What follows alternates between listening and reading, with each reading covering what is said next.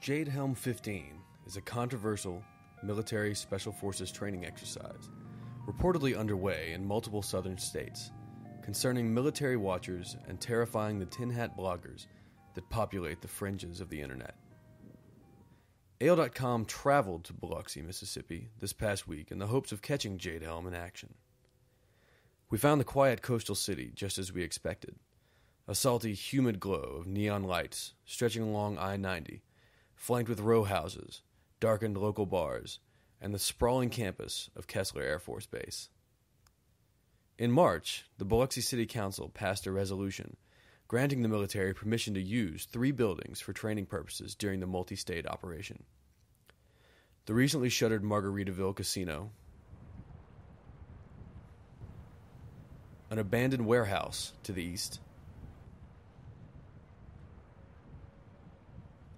and an empty elementary school.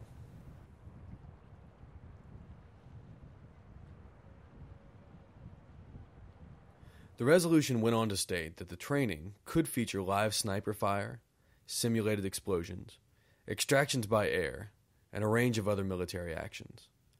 But as of Monday, its presence had yet to be detected in Biloxi.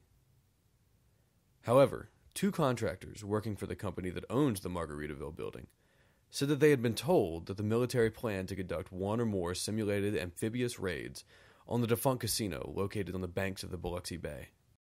All I know is the last time I spoke to somebody that actually worked here about 3 weeks ago, he said sometime in August that the SEALs were supposed to do like an amphibious assault on the building. The last date I heard was August 18th. August 18th? Yeah. Huh. Okay. That was the last date I heard, and that's when they come down like a month and a half ago. The Biloxi Jade Helm exercises were scheduled to take place between August 1st and 8th. But by Monday afternoon, there was no sign that any activity had taken place there.